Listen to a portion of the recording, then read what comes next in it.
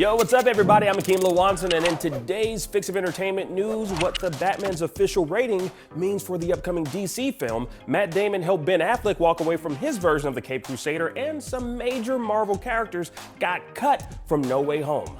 Let's drop it.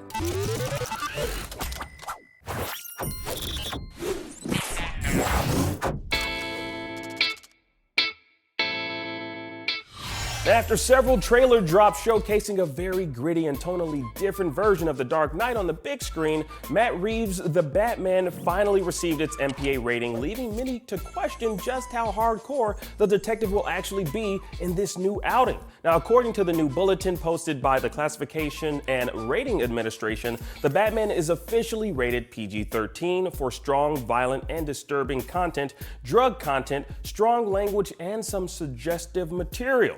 Now, some online speculated that The Batman would receive an R rating based on what we've seen from the trailers, but the move to make the movie a PG-13 movie shouldn't come as a huge surprise to fans, as Warner Brothers has a bottom line that they hope to achieve with every single superhero flick they put out, and that means making their films accessible to as many demographics as possible. Now, this is especially true now, given the box office drought due to the ongoing pandemic. Now, there's a lot of discourse online among fans about the PG-13 rating for The Batman, leaving many to wonder just how dirty Bruce's hands will get. Now, need I remind y'all that Christopher Nolan's The Dark Knight, possibly one of the darkest Bat flicks to date, was indeed rated PG-13, so there's still a lot you can get away with. Not to mention, in Tim Burton's 1992 film, Batman Returns, the Penguin bites off a man's nose, Catwoman dies multiple times, Christopher Walken gets a live wire shoved into his mouth,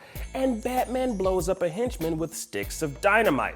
And yes, boys and girls, that too was a PG-13 movie. Yeah, so while it's typically assumed that an R rating for a film of this caliber would mean it'll cater more to adults, possibly with more grounded and intense scenes, it doesn't mean it's impossible to do that very same thing within the confines of a PG-13 rating. Now, if anything's to be assumed by the trailers we've seen, it's that the Batman is looking to push it to the limit, the very limit, without crossing that line into R-rated territory. Now, 2019's R-rated Joker movie had some of us thinking we were going to get a Batman movie with a similar tone. Well, looks like that's not necessarily the case, at least for the theatrical release, that is. Who knows, maybe a director's cut of the Batman will give us that sweet, juicy R rating us adults are truly craving. I mean, it worked for the Snyder cut, so you never know. Anyways, how do y'all feel about the Batman's PG-13 rating? Comment down below and let's discuss.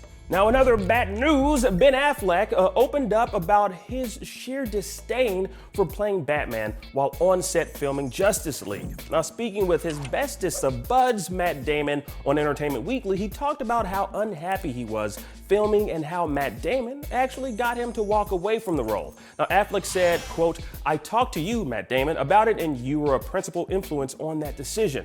I want to do the things that would bring me joy."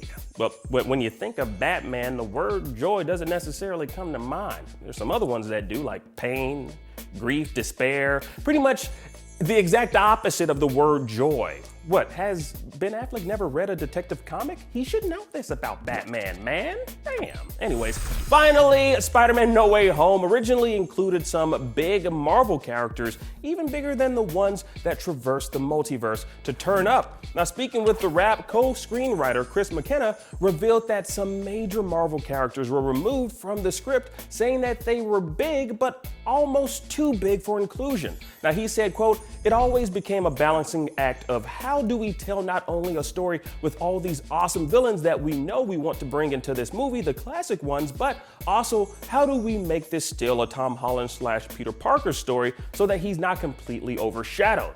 Well, he unfortunately didn't reveal which villains or Marvel characters in general got cut from the film, but given everything we did get in No Way Home, I doubt any fans walked away from this entire experience feeling like something was missing. You know, it had everything we wanted, y'all. But I gotta ask y'all, which Spidey baddie would you have squeezed in if there was room for more? Let us know in the comment section down below. And that about does it for your entertainment fix for today. I'm Akeem Lawanson, and thank y'all so much for watching. Now that you're all caught up on the news, please check out our previous video.